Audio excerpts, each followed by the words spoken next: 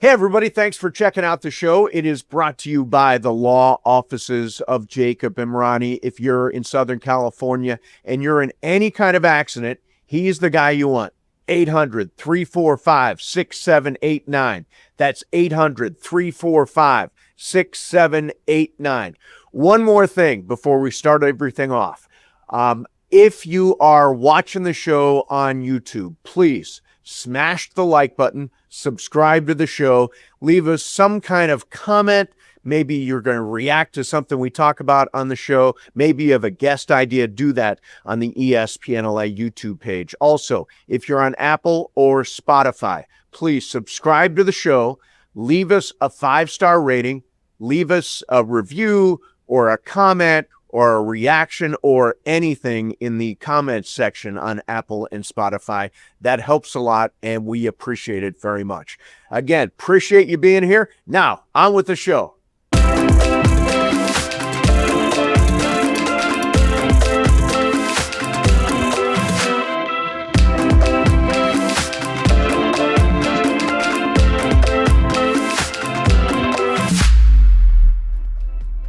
Hey, everybody. Welcome to MasonPlus. This is episode 6, if you're scoring at home.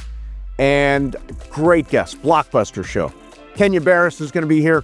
He is the executive producer and director of the brand new Jerry West documentary called Jerry West, The Logo. It is on Amazon Prime. It is must watch if you are a Lakers fan or if you're a basketball fan in general. Amazing, amazing documentary. Plus, a little bit later on, John C. McGinley is going to be here.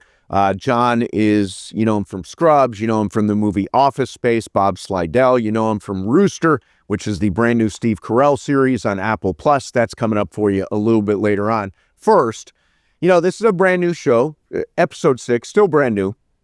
And one of the things that a social media guy told me this week is that you've got to juice the algorithm. And what does that?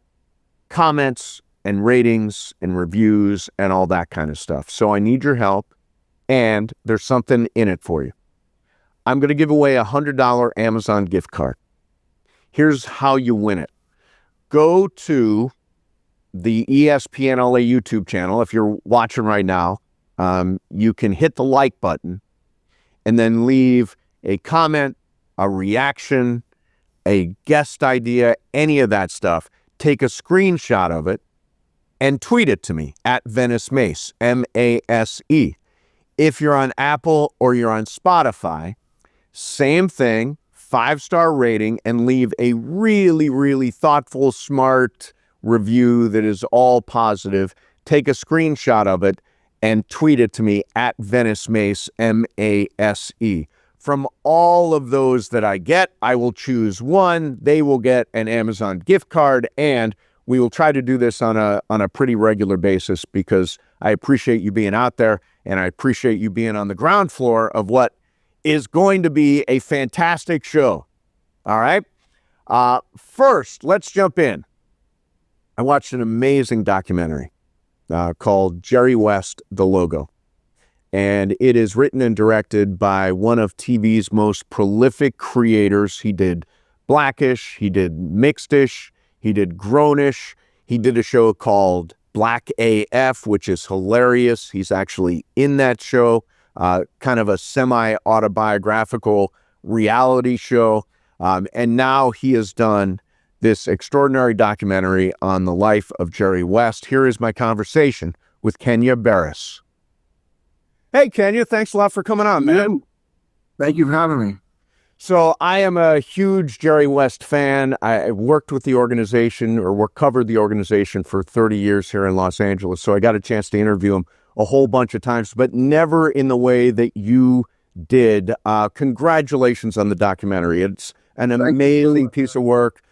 Really tells us who this guy is and how he got to be the genius professionally and kind of the tortured soul emotionally that he was.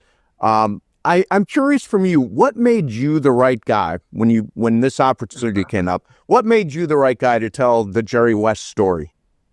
Probably because I was the wrong guy to do it, and when you're the that makes you want to do it the best way. No, I don't know. I don't.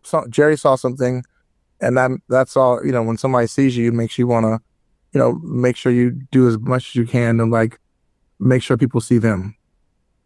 Yeah, and I would imagine too, because you got to talk to Jerry shortly before he passed away.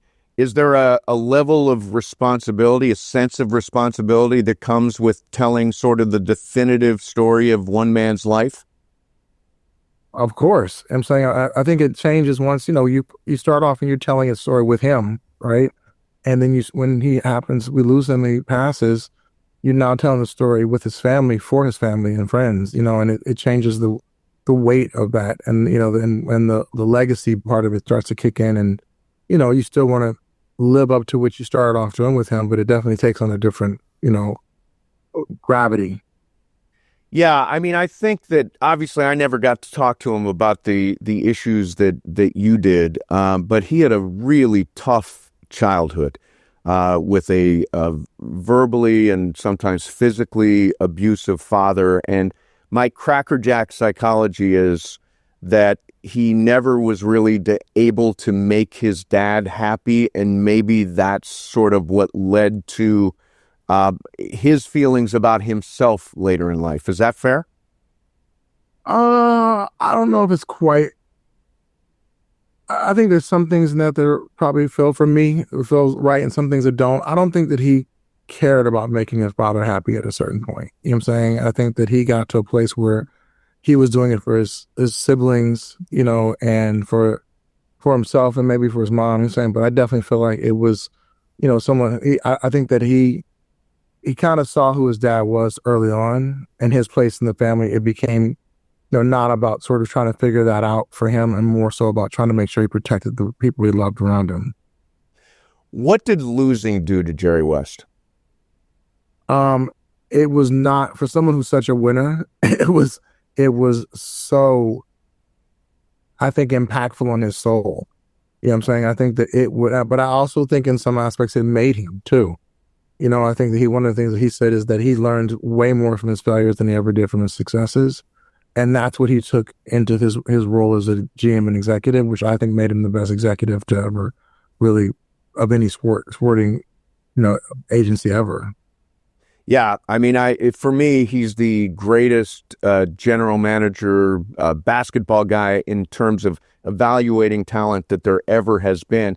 One thing, he hated losing, obviously. I think all great athletes, the greatest of the great, all hate losing as much as they love winning. And I had a feeling that was kind of what drove Jerry. Absolutely. As a player or as a GM, because I think there were two different versions. Yeah, I think as a player in particular, because he lost all those times to the Celtics, lost in the finals all those times before I just think that is, I got to know Kobe a little bit, and Kobe just hated losing more than he loved winning. Hated losing. And I think it's a common thread amongst the greatest of the great that he did not want to lose. That was so painful to him.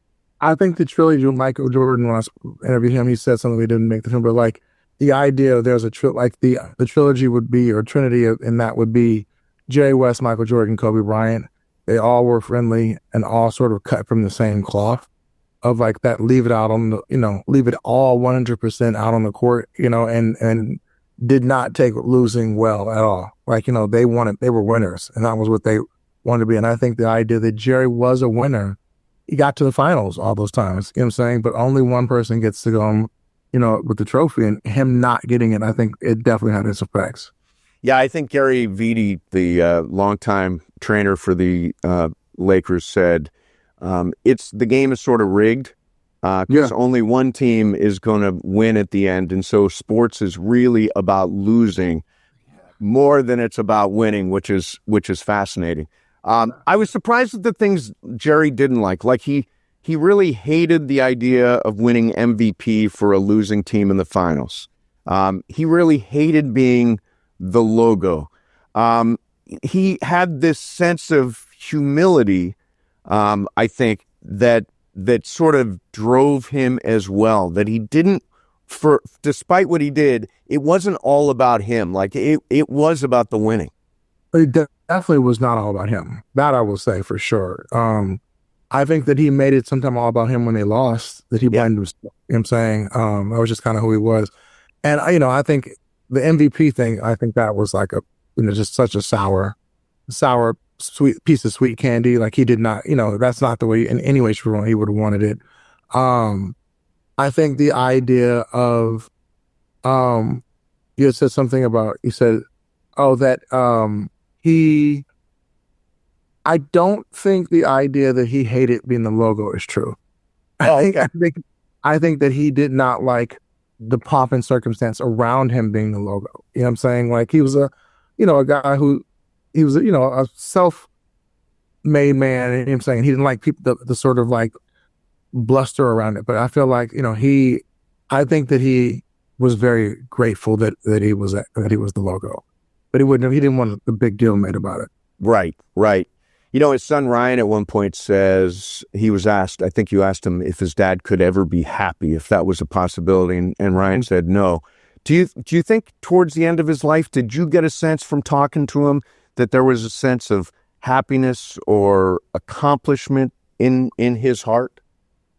Yes and no. I mean, when he was around his kids and grandkids in particular, you see a dude, you saw him just light up, and you see the grandkids light up with him, like for real, not like, performatively. You actually see a part of him come to life. I think there was a satiation and calmness when he was in West Virginia that you see come out to him. But I think that some people just inside are a little stormy. You know what I'm saying? And I think he was a little stormy inside, but I think he did his best to weather that storm for people around him and for, the people that he loved. But I think sometimes, it's harder for people to sort of get the sun inside. As a documentarian, and I was amazed as this documentary went along, because first of all, it seems like everybody said yes to doing an interview about Jerry West. I would imagine that there were not a lot of no's out there, right? Yes, not a lot of no's. And you, in piecing it together, had so much archival footage and photos. And, when a documentary is just talking heads, it's tough to sort of make it move. And you did an incredible job of making it move with all the images and the old photos and all that stuff. How difficult is it to put together that kind of puzzle to go along with all the interviews? Unbelievably difficult. Like Amazon and NBA were great partners in that, they allowed us to sort of dig into the crates, deeper than we ever probably have ever done, for something like this. But at the same time, it's a gift and a curse, because when you dig in those crates, you got to go through the crates. And you have to find a narrative to sort of, especially an aesthetic narrative, to flow.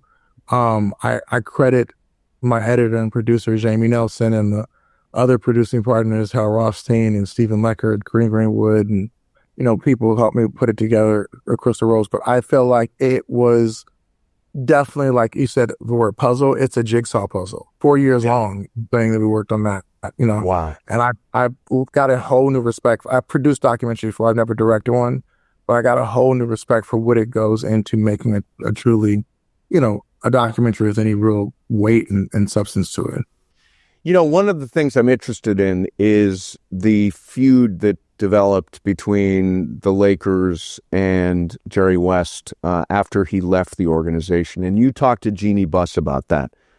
What was your sense of the relationship between Jerry and the Lakers at the point you talked to him late in life?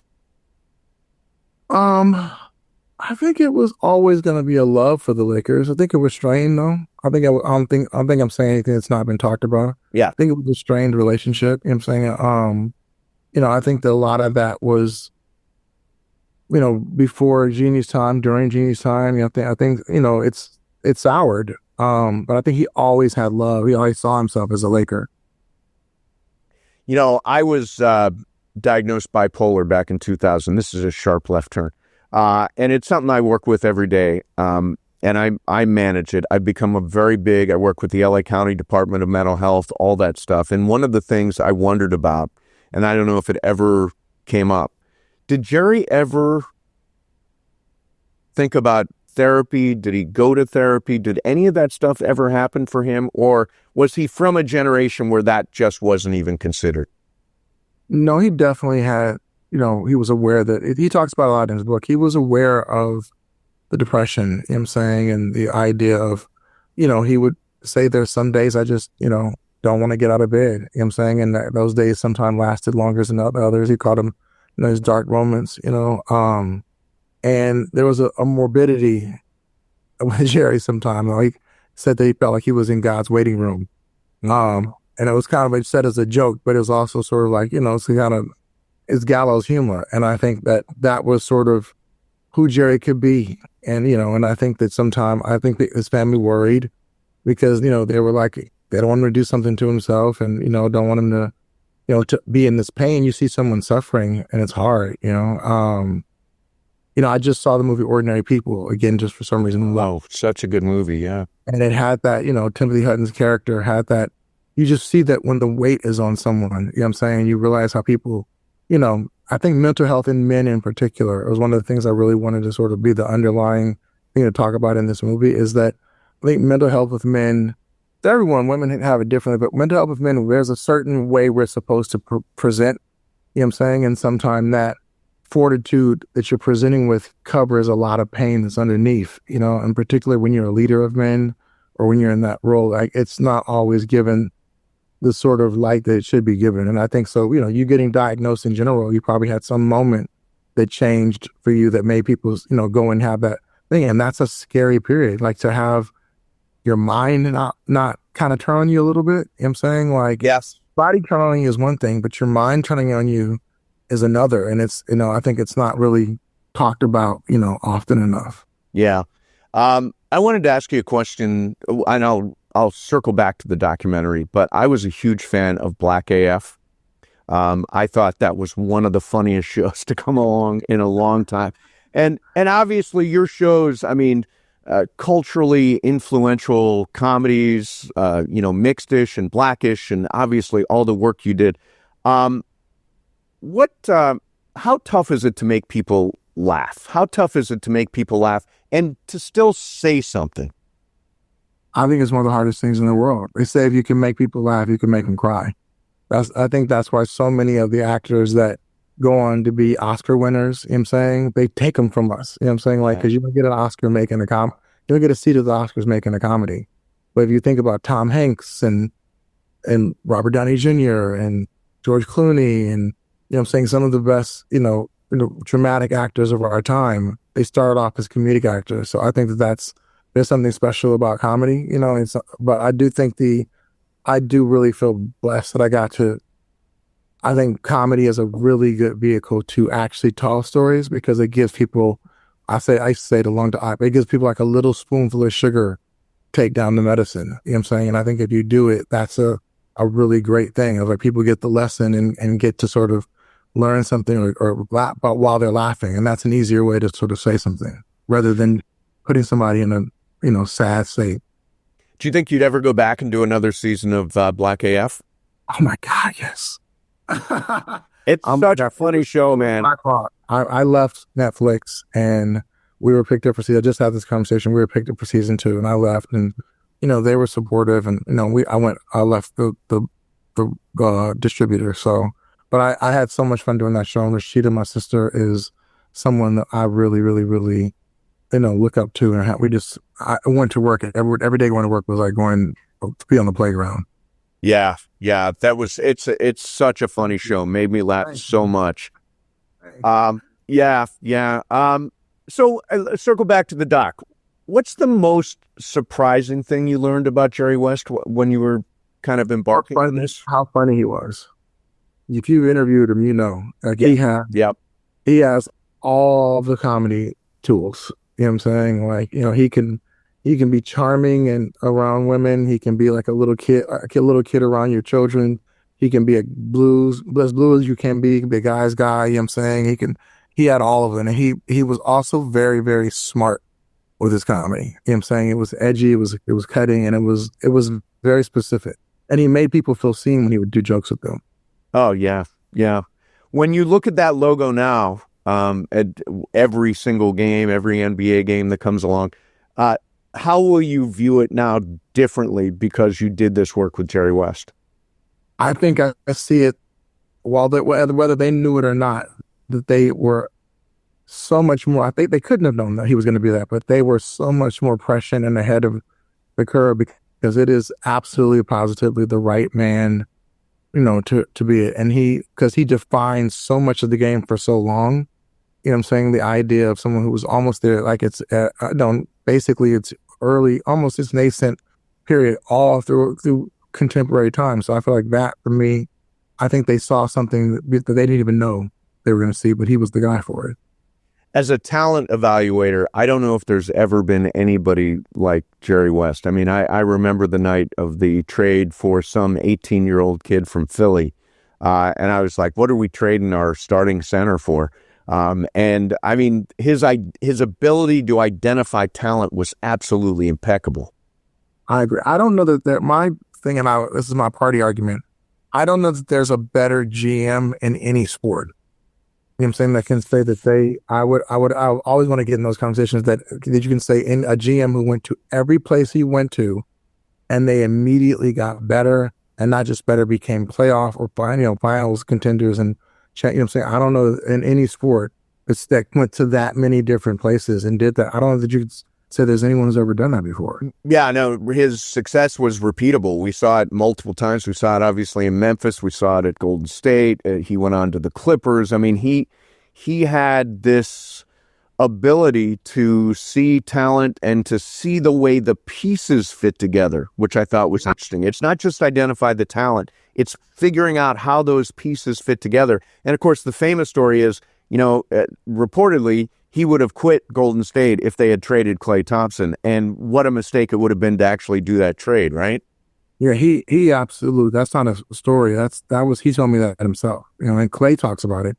Klay's aware of it. I think he might even talk about it in the documentary, like he was aware of it, and that meant a lot to Klay. And I think that also, when, like I said, when someone sees you, it makes you want to be seen. You know what I'm saying? It makes you, I think, and now all of a sudden you saw this dude light up. Klay didn't come in like that. You know what I'm saying? And all of a sudden there was conversations, was it Steph or was it Klay sometime? You know what I'm saying? Like, that's how good the Splash Brothers, that's how good Klay was. Klay still has the most points in a quarter. Now, you are I'm assuming you're a big basketball fan, yeah? Yeah. You grew up in Inglewood, right? Yeah. Where did your Lakers fandom start? What era, who did you follow? I was always, I'm gonna be a complete honest. You can't help but love the Lakers with Magic and Kareem and Shaq and Kobe and even I didn't get to see Jerry play growing up or Norm and those guys play growing up. But if I'm being honest, I was a Bull. You know what I'm saying? I was a Chicago Bull because I grew up in the Jordan era, and so I think most people my age, if they're being honest, you know what I'm saying? Like, we were watching Mike play. And when I became, for me, I was a Clipper fan. I'm a Clipper fan. What? Wait a minute. Hang on a second. I'm always going to be, I'm in LA, so I'm always going to root for the Lakers. So you can be a Clipper fan and root for the Lakers. Laker fans can't root for the Clippers. That is true. That's just for some reason, that's the rule. But I couldn't afford Laker tickets. Yeah. Right? So when I started going to games, when I wanted to take my kids and stuff to games, like, I could afford the Clipper tickets. And I got to a really interesting, that Darius Miles era, which then turned into Lob City, so I came on at an interesting time, in the Clipper franchise. And, we got rid of Donald Sterling, and it was exciting to be there. And I think just was on another thing. I think he brought up a stat. I didn't know we had the longest before this year. We had the longest run of playoffs. You know what I'm saying? Of being in a playoff. Number 15 years of winning record, but they've lost their last 5 years in a playoff series, or just the playoffs altogether. I do keep track of these things. Yeah, I do keep track of these things. They've had a rough go. So, last thing for you. What's it feel like, especially as a Clipper, what's it feel like to be the guy who really laid out Jerry West's life for everybody to see it? I feel honored.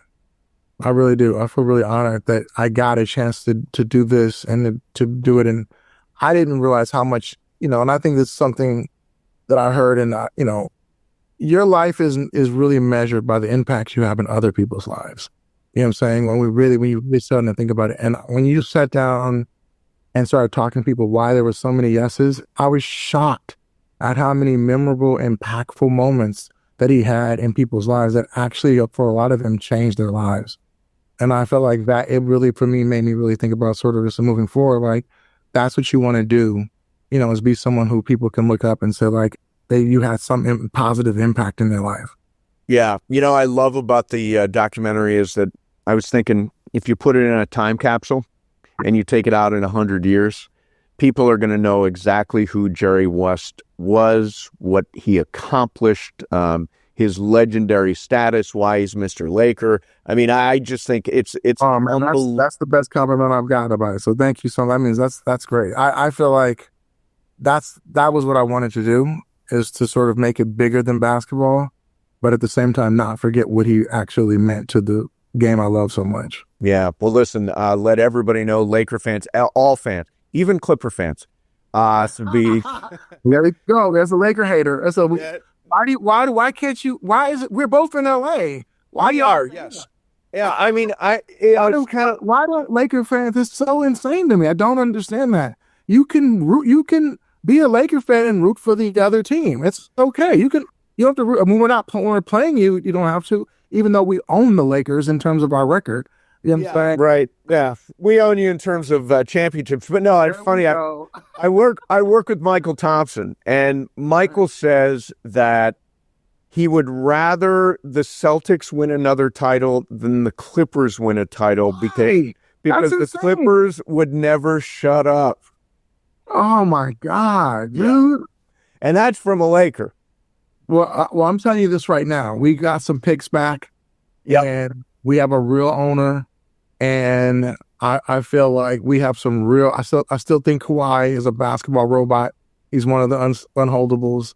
I believe that every year we are going, I think that every year we have a chance. And so, I'm in New York right now. And I'm not going to become a Knicks fan and let them keep breaking my heart, but I'm in for the long haul.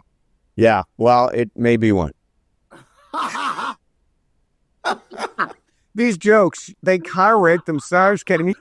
They're so easy, though. It's so easy jokes to make. Oh, they're so cheap, and I'm still entertained by them. Everybody should watch the doc. It is Jerry West, the logo. It is streaming on Prime. Kenya, great meeting you. Thank you very much. Whatever is next, when you do that next season of Black AF, please come back and talk about it. I will, bro. All right. Thanks, man. Appreciate it. Great sports documentary. There's so many sports documentaries now. This one I put above all of them. And again, if you're a Lakers fan and you want to know about that era in the 60s, Jerry West finally winning the championship, Jerry West as a coach, as an executive, putting the Showtime Lakers together, putting the Kobe Lakers together. By the way, I should mention finding Kobe Bryant in the first place and making that trade with Vlade Divac's incredible move, obviously changed the history of the league. You got to check out the documentary. Again, it's called Jerry West, the logo, and it is streaming on Prime. All right, here we go. My next guest is one of the funniest actors around.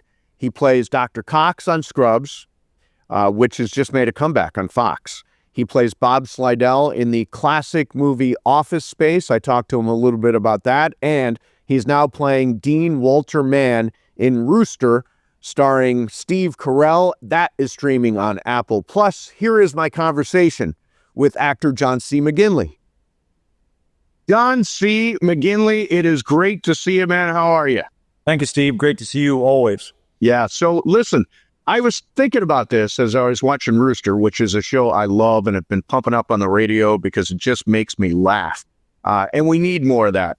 And I thought about it. You are like the unique spice that goes into the stew that makes everything funny.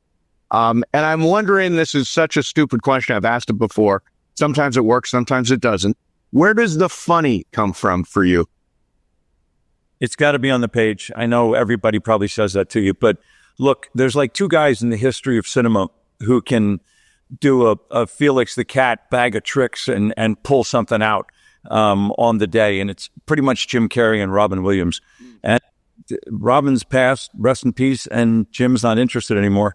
And an hour 16, actors unfortunately visit an exercise in redundancy when they try to pull the next trick out of Felix the Cat's bag of tricks. And so that's why actors hopefully lean into the script, if there's a script you can lean into. And so I have been lucky enough to work with, from Oliver Stone to Jim Mangold to Billy Lawrence, and I lean into the words. And if it doesn't work, actors have to circle back to that thing that their high school drama teacher told them that was really funny. And that means you've probably recycled that at least a dozen times. And that's the stuff that cobwebs grow on. And so I think the funny has to come from the page. Otherwise, we're out of luck. You mentioned a couple of directors there, Oliver Stone, James Mangold. What do great directors all have in common? What's the one thread that connects them all?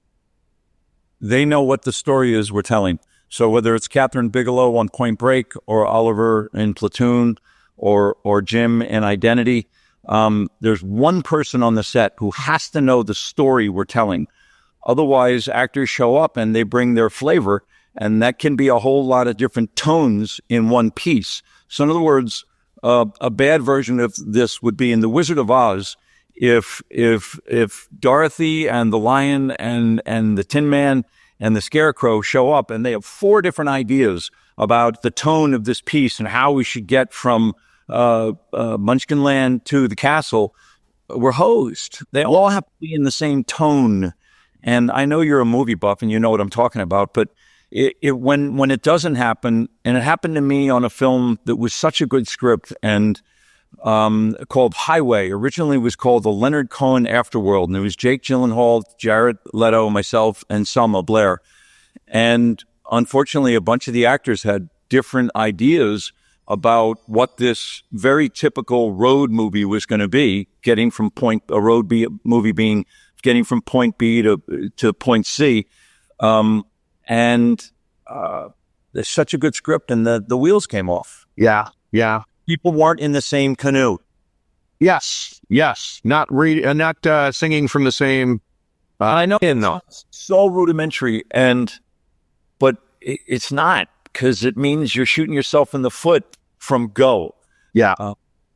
And so what the one thing all of those directors, men and women, have in common is they know the story we're telling and how they're going to tell it. Come hell or high water, here's how we're going to tell this story. And how they communicate that and how they want to get to that end varies in huge degrees, from Catherine to Oliver to Jim to Roland Joffe to Bill Lawrence. And so hopefully that's the fun part. So I read, and we talked about a little bit before the show started, your very important protocol involving the sauna, or the hot house, I guess you call it, and the cold plunge. How did Bill Lawrence, the creator of Rooster, go about and sort of adopt this as Dr. Mann's protocol? Billy came out here a couple of summers. We're out in Malibu, and he rented a house down the street, and he came over, and I introduced him to the heat and the cold, and he absolutely dug it. But I'm a micromanaging mensch, and so I have a lot of rules around here. And so whenever they trespassed, I issued another rule to Zach and Billy. Zach was staying at the house with Bill. And that's germane to this story, because eventually all of this would be taken and put into Rooster, the HBO show I'm on right now.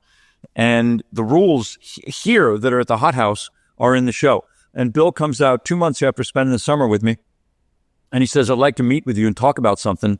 And it scared to death of me. I thought I did something wrong, as usual. Actors are full of fear and inadequacy.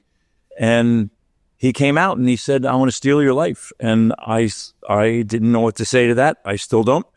And what he meant was, I'm going to write a character in the Steve Carell piece a year and a half later, and I want to use you in your life. And so the only reason that's really interesting is actors usually lean into foibles and eccentricities and regionalisms and ticks to either hide behind or adopt to a closer way to get to a character.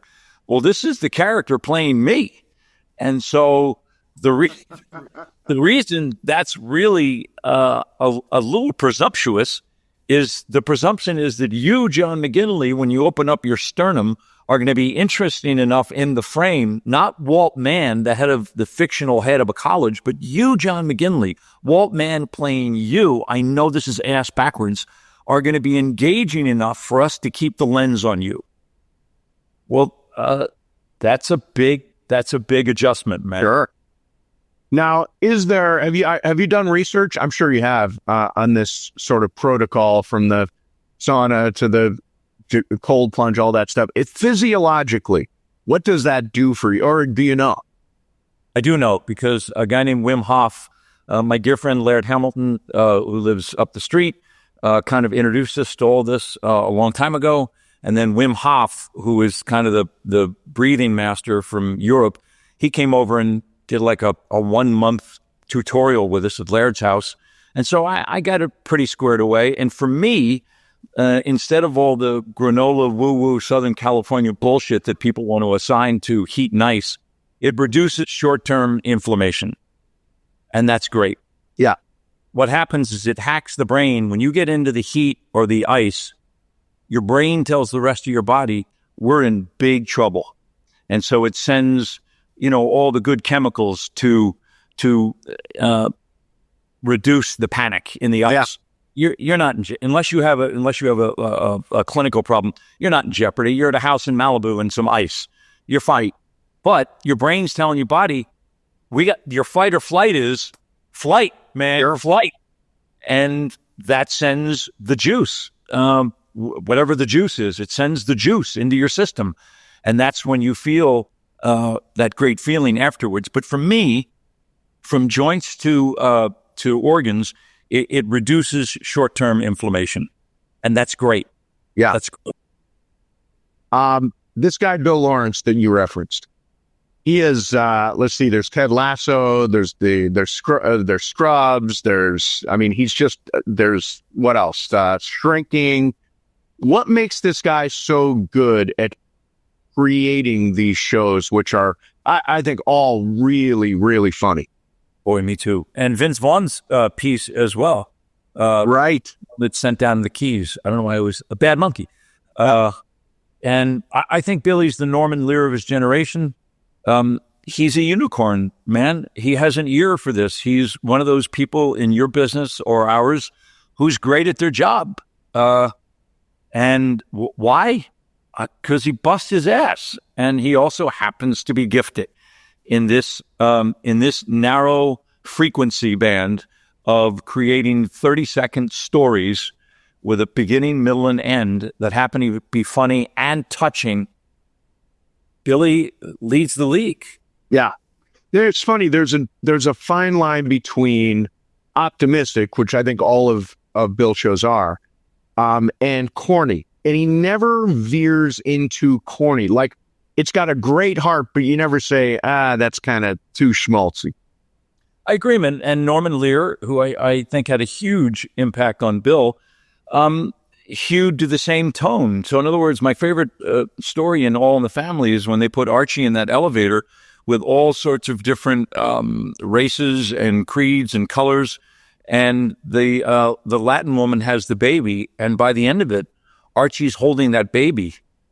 And it's unbelievable. It's the bridge. It doesn't matter if the baby is brown or black or whatever. Archie's holding the baby. And he has an epiphany. And all in, what's a half hour of television is about 21 minutes and 30 seconds. Yeah. And Norman created that? Yeah. That's impossible, by the way. It's just like when a commercial touches us. It's impossible when we were growing up, there were 60-second commercials.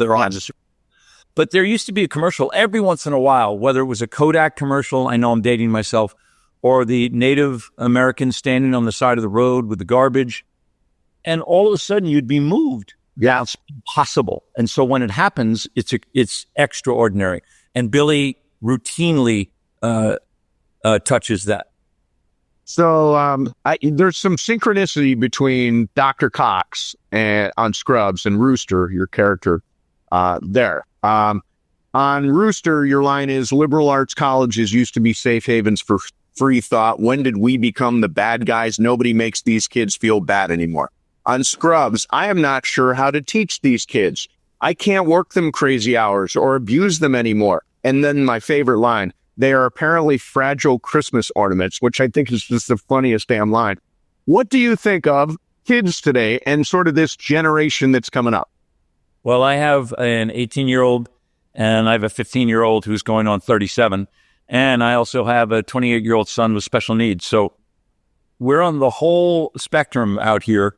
And I don't buy into the whole kids today are so much different than when we were growing up. I mean, my father thought the telephone was going to be you stay on the phone with a friend for 3 hours and your father's like, you're going to get cancer in your ear. And he was like, no, I'm not. Or if you watch TV too long, you're going to drop dead. And it's like, that's not true. Yeah. And so I know phones and all this stuff are the end of civilization, but I don't think that's true. The kids that my daughters and that Max hangs around with are really driven kids. My daughter's in Wyoming right now getting her EMT certification so she can be a better state lifeguard. Wow, that's nice. People's lives more efficiently. My daughter's going to go to either Vietnam or Nepal and be of service to communities. I would pump the brakes on this generation's the end of the world because it's not true. Yeah. When you see the best, the lame sports analogy is when you see Mullins hit that shot from half court for UConn. He's a freshman. Yeah. And he had to navigate all the same challenges and obstacles that everybody did. And here he is with 3 seconds left. He takes a ball, and he didn't chuck that. He shot it beautifully, by the way. Elbow was tucked in. It was beautiful. Yeah. And how did Mullins get there? Well, he's a Gen X or a Gen Z, whatever it's tricky to navigate stuff. I told somebody the other day, if it hadn't been for sports growing up in suburban New Jersey in high school, I don't know what I would have done. Because coaches, the consequence that a coach could put on a truant kid was a lot different than your parents could do. I mean, you could run stadium steps for an hour and a half. If you got a detention because you were being a wise guy in homeroom, there was a consequence. And the consequence was you'd have to do up downs for an hour and a half. Well, your parents aren't going to make you do that. So I don't know what would have happened to guys in my group, of which there were plenty of troublemakers, if it hadn't been for coaches and wanting to contribute to a greater good other than yourself, because there was a team, whether it was football or basketball or winter track or spring baseball. You were responsible, and the person you were responsible to was the coach. Yeah. And all hell could break loose if you got a detention and you missed a Thursday practice going into a Saturday game. So you stopped doing that. Yep. Well, the same thing for kids today. My daughter brings jackasses around here every once in a while, and they get filtered out because they're no good. And Yeah. I don't know. I know there's death and doom. It's the end of civilization with phones and all that stuff. And my daughters and Maxie's, they're on the phone all the time. But guess what? They're fine. Yeah. They'll survive it. Yeah, I think every generation complains about the generation that comes after them. 100%. Yeah. This existed with the baby boomers at some point. I'm a boomer, and I was born on August 3rd, 1959, and I just made it into the boomer group, and TV and telephones were going to be the end of civilization. Yeah. It was going to kill Broadway. Film, no one's going to go to films anymore, and you were going to get ear cancer. Well, that's not true. Yeah. Yeah. So I want to ask you about Scrubs because I love Dr. Cox because he's got the best dress down insults on television. What do you have a favorite insult that Dr. Cox did on Scrubs? Because I do have one. Tell me yours, and I'll vamp for a second and try to remember. Mine is, people aren't chocolates. Do you know what they are mostly? Bastards. Bastards coated bastards and bastard filling. I absolutely love that line. That's what I mean. That's good writing. Yeah, that is. Nobody didn't think of that except for Billy. Yeah. And you get the set, you get to the set and you get handed these scripts, and the conclusion, it has to be in astonishment. I get to say this on national TV. Yeah. And that's a gift. I remember I get to say the word cotillion. Dr. Cox got to say cotillion. Nobody gets to say cotillion. And I can't think of my my favorite put down. The one thing I can remember of Dr. Cox, is of all the medical terms that I had to say, which are all in Latin, as you know. And so that means John C. McGinley was speaking Latin on national TV, which is preposterous. That's preposterous. If the Jesuit priests in school had known this, they would have thrown up their hands that I was tanking every class, and I wasn't. I couldn't remember. But all of a sudden, your fear instincts kick in, and you start to memorize stuff. And we did one episode on when a couple dies in close proximity to each other after 90 years together, called broken heart syndrome. And we've all heard about this or read about it, or maybe had somebody in the family who, and there's no medical reason. Well, there's always a medical reason, but there's either a cardiac failure or something, or a person just surrenders to whatever, and it's called broken heart syndrome. And in Latin, it's cardiomyopathy. And I'm like, Tokusubo cardiomyopathy. And I'm like, I have no right saying. And now 15 years later, for me to tell Steve Mason Tokusubo cardiomyopathy, It's amazing that it stuck up there, right? How? That's what I mean. The Jesuits would have been like, McGinley, you are tanking. Yes. So let's talk about Office Space, which is really like an all-timer. I mean, an all-time comedy classic. Why is that? That's a good question. Why is that? It's because we identify with those characters. We've been at some point in a cubicle. We've had a boss that we think is just dumb and out of touch. I mean, we've had all that stuff. And we also don't like all of the stuff that you have to do at a job, the paperwork and that. And you play. And by the way, I have read that you did a lot of riffing in that movie. Is that true? You did a lot of riffing? Yeah, since the character was barely on the page in the script, it's just two downsizers who were in the construction of the script. They're just a vehicle to lose people, and how that was going to transpire wasn't on the page. And so I can improv my ass off. And so I did. And Mike encouraged that because the audition was we all came in and auditioned for Gary Cole's role, Lumbergh, and he was animated. Mike Judge sent out a 1.5 minute crude animation of Lumbergh, and everyone went in to audition for Lumbergh. And from that, the offer was to play one of the downsizers. And I'm looking through the script, and I'm like, the downsizers aren't even in this thing. And I was my next door neighbor at the time, and he goes, "Don't worry, when you come down to Austin, we're gonna flush this whole thing out." And I hate when people say that because it's usually bullshit, but this wasn't. And he kept almost everything I did, and that empowers actors. Plus, the great thing that happened on Office Space is that right before I left for Austin, I got this gig up in Toronto with Nev Campbell and Matthew Perry, rest in peace. It was a big Warner Brothers comedy. And Office Space was for no De Niro, and the thing up in Toronto was for a ton. And so I was supposed to be down in Austin for 3 weeks, like a day or two each week.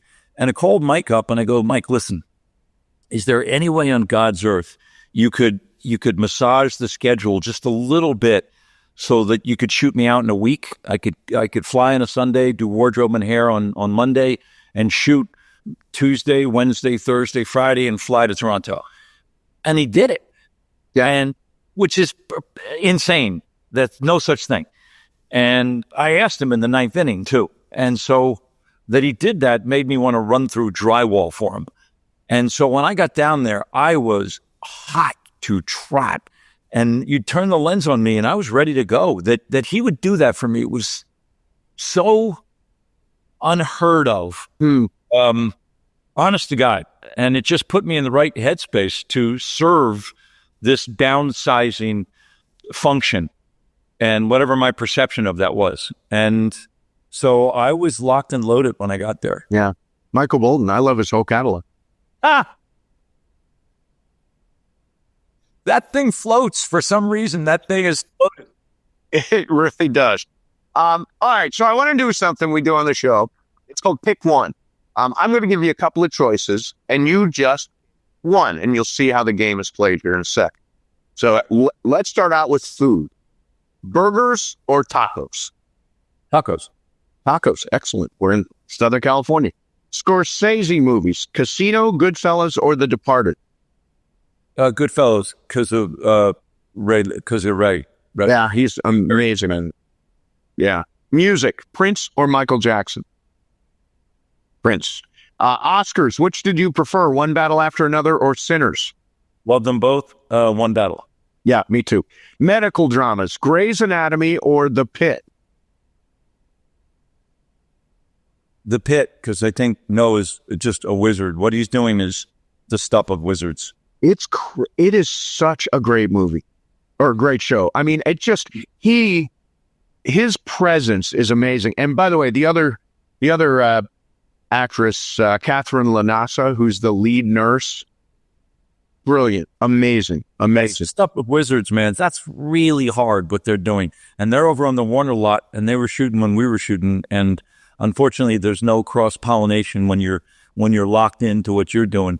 But I watched that show, and you can't believe how hard that is and how little time there is and how rewrites are being handed to you. And there is no cutaway from you doing this page and a half. Right. And what they're doing it's so stinking hard.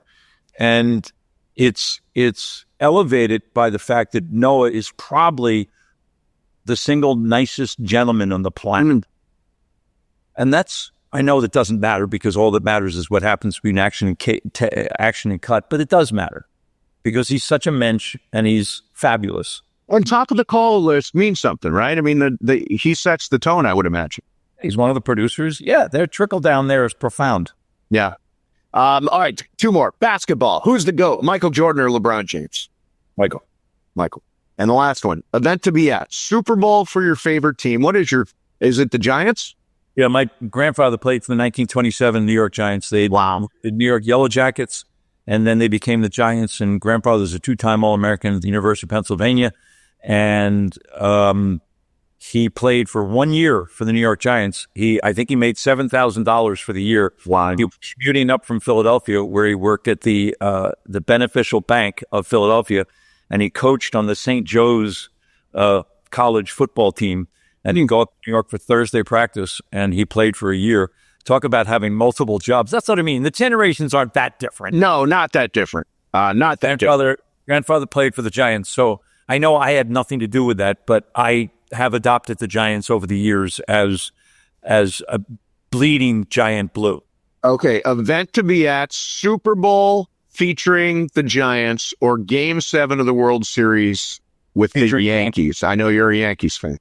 The Yankees. The Yankees. What is it about the Yankees? What is it about baseball for you? Some of the greatest sporting moments of my life, having grown up with the Derek Jeter Yankees and the Chris Chambliss Yankees and the Reggie Jackson Yankees, have been Yankees series, not just games, but series. And yes, the Phil Simms Super Bowl was great, and the Eli Super Bowls against New England were great. But I don't know what it is, Steve, but in the fall, when the Yankees are winning, and in my lifetime, they invented turning the Empire State Building blue and white when the Yankees won. And you were in New York for a while. It's just different, man. It's just different. The city is electric, and it happens for 2 weeks? Is the World Series 2 weeks? And, when we lost to the Diamondbacks after 9/11, and, the World Series, if you're invested, is, to me, it's like nothing else. Everybody says nothing playoff hockey, and I agree with that. But when your team's in the World Series, like the Dodgers were last year and the Blue Jays, God save me, they were magnificent. Yeah, they were. And I don't have a dog in the hunt other than when we were doing 42, the Jackie Robinson story. The Dodgers treated me with like gold, and I got to spend time with Vin. And so, and my next big team should be the Mets, but it's the Dodgers. They're just the organization's so great. But in the fall, when the Yankees are in it, I still buy into it. I'm not jaded enough. Still, I buy into it. Yeah, I am too, especially with baseball. Baseball, for some reason, I mean, I grew up, I worked in minor leagues. It's kind of it's different than football, which has got like a crazy urgency because there are only 17 of these things. But yeah, I buy that. It's more like the rhythm of life for me during baseball season comes from baseball. Baseball is on all the time. It's sort of the aquarium in my house. There's always a game on, and it just feels like all is right in the world when I'm consuming a baseball game.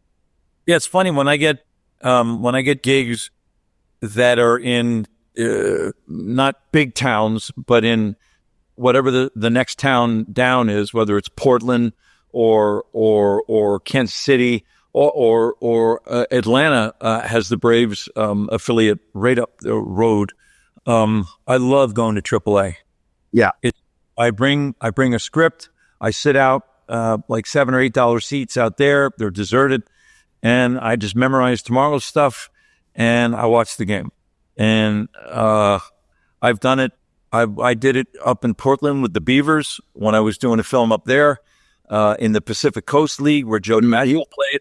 I've done it, and I did it with the Portland Beavers, who at that time were the AAA affiliate of the two-time in 3-year Kirby Puckett World Champions. Oh, wow.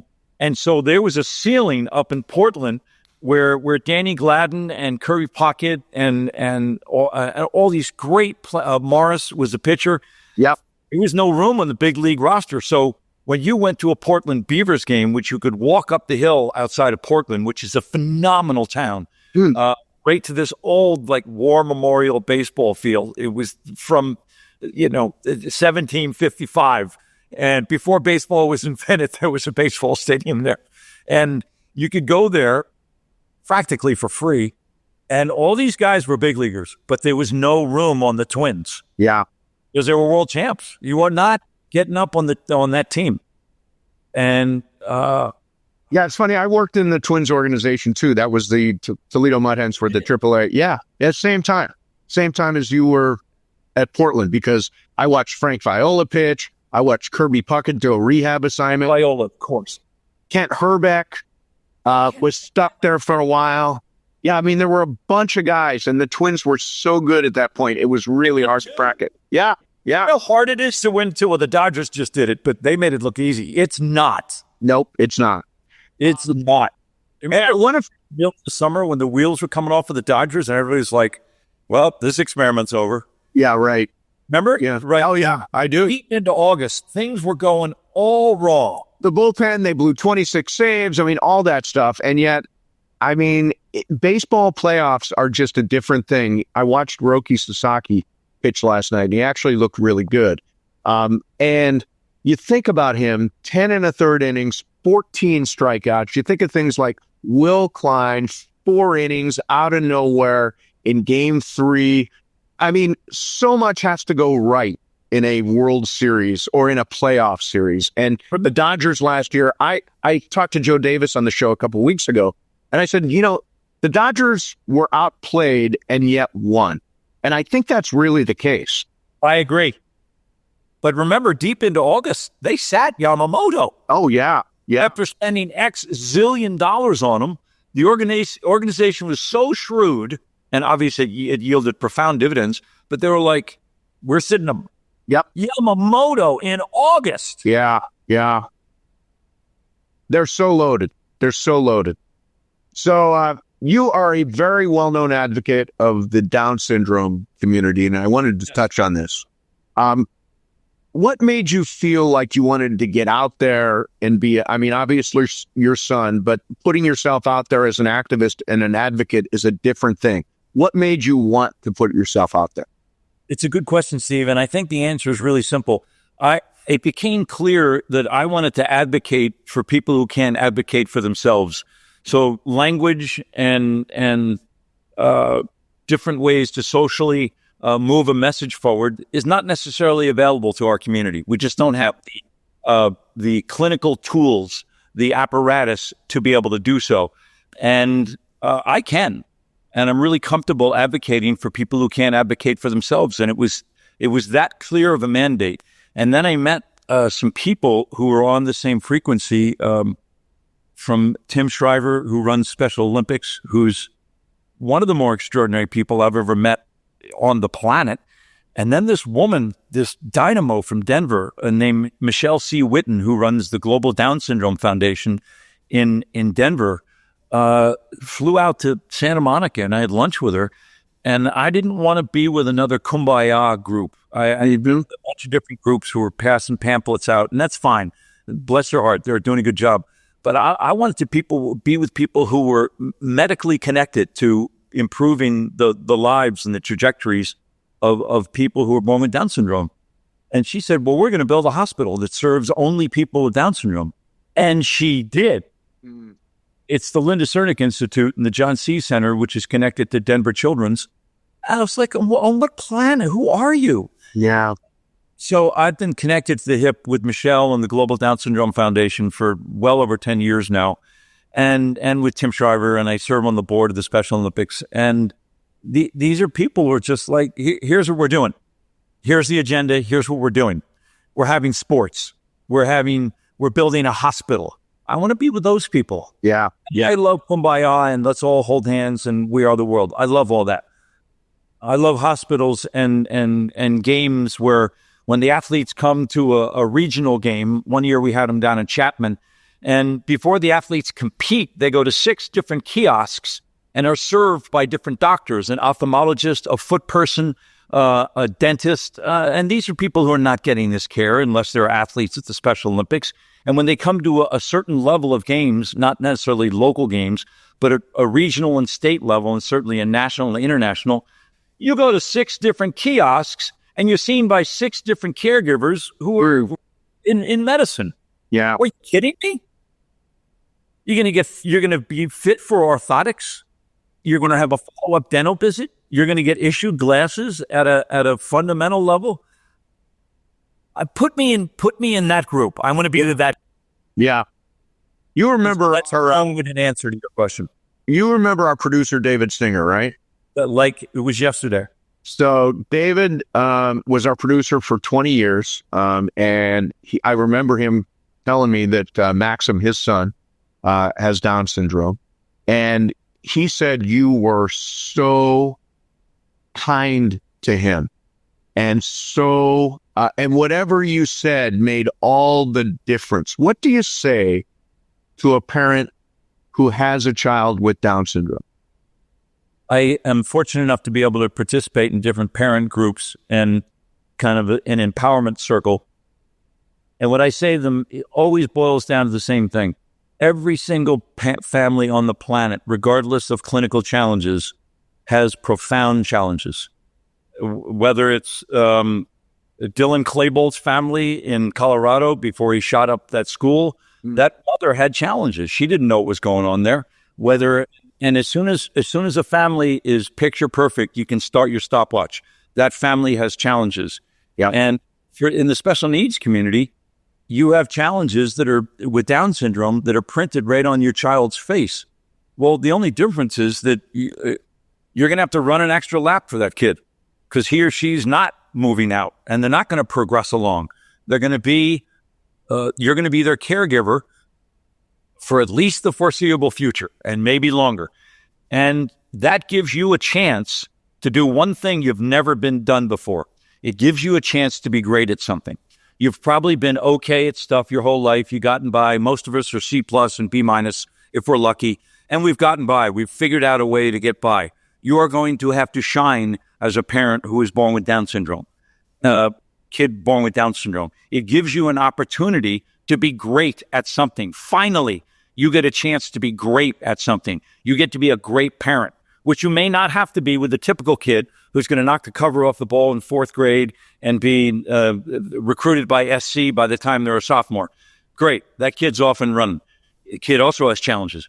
But with your kid who was born with Down syndrome or might be on the spectrum somewhere, you're going to have to flourish. This is an invitation for you to be great. Yeah. Step up, baby. Yeah.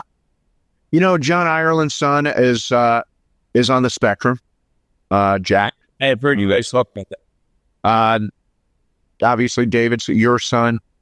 The R word, for a while there, I didn't hear it. And all of a sudden, I've started to hear it again a little bit. What can we do about that? I think the only way to do it, because I've tried all different approaches with this.